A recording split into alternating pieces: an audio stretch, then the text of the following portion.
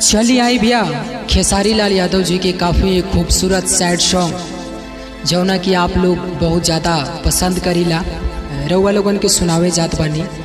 अच्छा लगे तो एक लाइक कर देहब और सब्सक्राइब करो चैनल के।